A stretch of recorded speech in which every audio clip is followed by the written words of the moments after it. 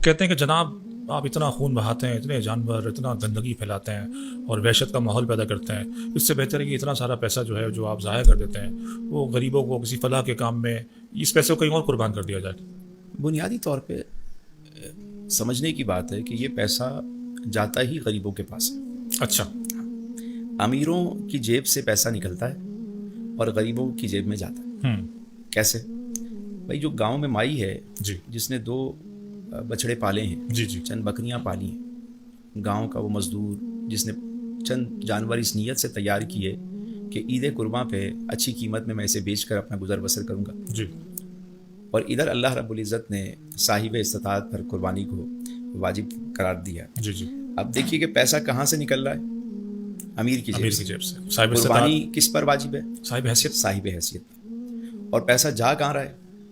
غریب کی جیب میں۔ گاؤں کی اس مائی جہاں تک کسی چیز کی رسائی نہیں ہے، لیکن اس کے جانور بھی شہر پہنچتے ہیں، جو عمرہ خریدتے ہیں اور پیسہ وہاں تک پہنچتا سر اب تو بڑے بڑے فارم ہاؤس امیروں کے، لینڈ لارڈس کے، زمینداروں کے ہیں سر۔ ہے۔ سرچ کر کے دیکھ لیں آپ، تو ڈیٹا بیس دنیا ہے، آپ سرچ کر کے دیکھ لیں کہ ان فارم ہاؤسز سے جو جانور آتے ہیں، جی کیٹل فارم سے، وہ کتنے % ہیں، اور گاؤں دیہات سے جو جانور آتے ہیں وہ کتنے % ہیں۔ ریشو آپ کے پاس آ جائے گا۔ بلکہ شہر میں بھی میں نے دیکھا ہے کہ کچھ لوگ جانور 2-3 اپنے گھروں میں پالتے ہیں، اور اس نیت سے پالتے ہیں کہ ہم سال کے آخر میں اسے بیچیں گے، اور اس سے جیسے کمیٹی ڈالی ہوئی ہو، جیسے ایک انہیں پتا ہو کہ یار ایک اچھی اماؤنٹ ہمارے ہاتھ آئے گی، کیونکہ قربانی کا جانور ہے، لوگ اچھی قیمت میں خریدتے ہیں۔ دوسری بات یہ ہے کہ صرف یہ جانور ہی نہیں ہے، آپ دیکھیے پوری ہماری اکانومی جو ہے نا وہ اس سے چلتی ہے، عید قربان۔ قربانی کے جانور سے آپ دیکھیے کہ چارہ کہاں سے آتا ہے؟ دیہات سے آتا ہے۔ بکتا کہاں ہے؟ شہر میں۔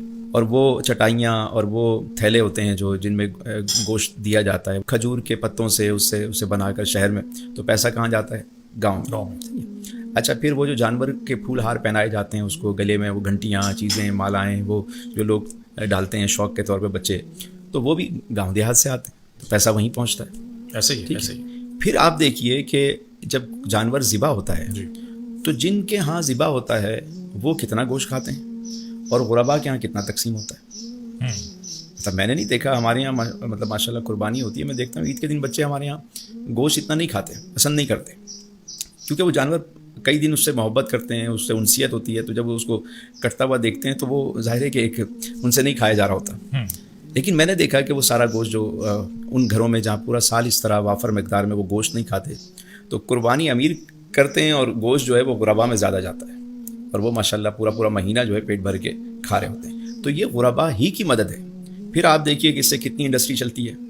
آپ دیکھیے چمڑا انڈسٹری ہے، تو فلاں انڈسٹری ہے، تو فلاں انڈسٹری ہے، سب چلتی ہیں اس عید قرباں کے ساتھ منسلک ہیں، پورا پہیہ کے گھومتا پاس ہے۔ بھی پیسہ جاتا ہے تو وہ بھی پھر اس سے خریداری وغیرہ کرتا ہے۔ تو یہ تو خامخواہ ایک ایسی بات ہے کہ جو بے پر کی ہے کہ جی مطلب مدد کی جائے۔ حقیقت میں یہ مدد کا ایک طریقہ ہے۔